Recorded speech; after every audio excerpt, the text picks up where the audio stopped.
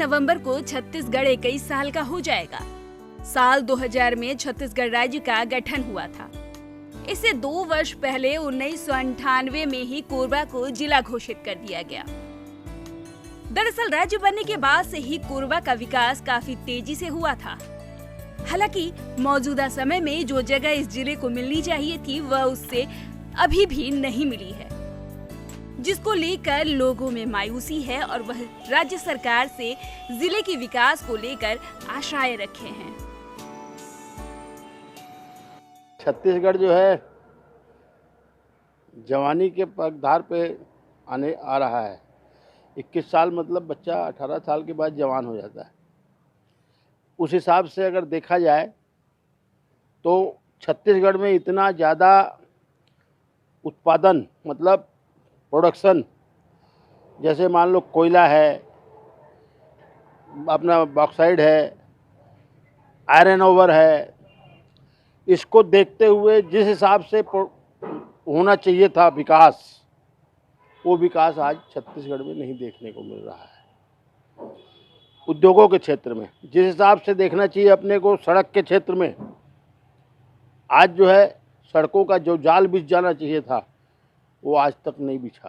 छत्तीसगढ़ का जो 21 साल में विकास होना था उसके हिसाब से छत्तीसगढ़ का कोई भी विकास नहीं हुआ है। जिस हिसाब से आप सड़कें देखेंगे, शिक्षा का स्तर देखेंगे, हॉस्पिटल देखेंगे या प्रशासनिक जो भी कार्रवाई देखेंगे, उस हिसाब से छत्तीसगढ़ का 21 साल में कोई भी विकास नहीं हुआ है।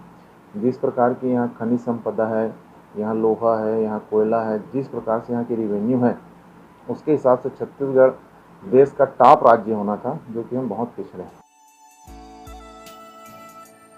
आपको बता दें कि देश का लगभग 20% कोयला अकेले कोरबा जिले से उत्खनन होता है। इस कोयले से न सिर्फ प्रदेश बल्कि कई राज्यों के पावर प्लांट चलते हैं और उससे बिजली पैदा होती है। जहाँ तक आपने विकास की बात की, जब से भूपेश सरकार आई है, विगत 3 वर्ष होने जा रहे हैं, विकास मुझे तो नहीं दिखता कहाँ पे विकास हुआ। इन लोग आपस में ही उलझ गए हैं।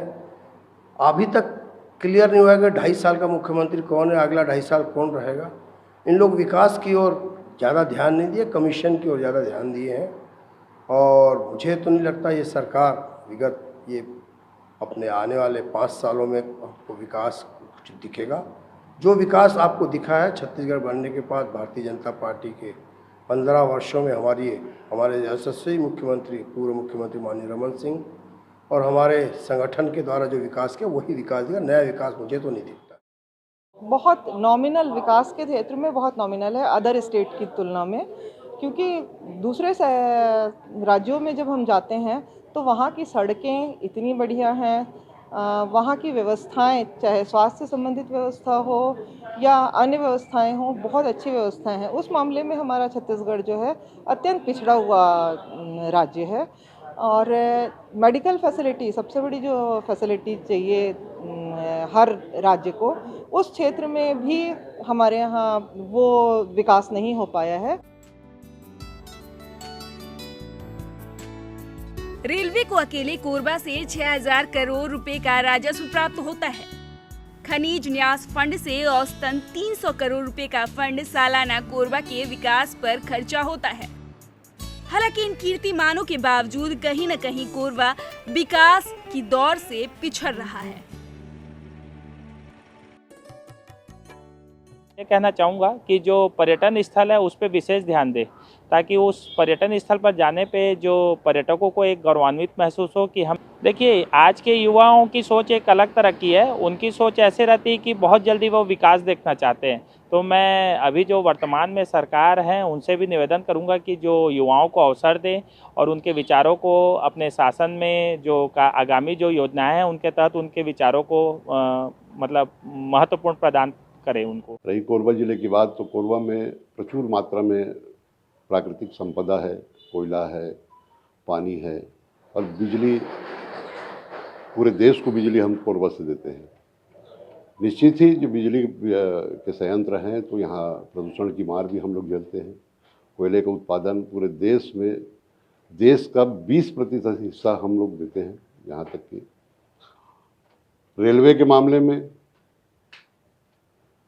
अथाह राजस्व प्राप्त होने के बाद भी हम यात्री गाड़ियों से बहुत ज़्यादा वंचित हैं।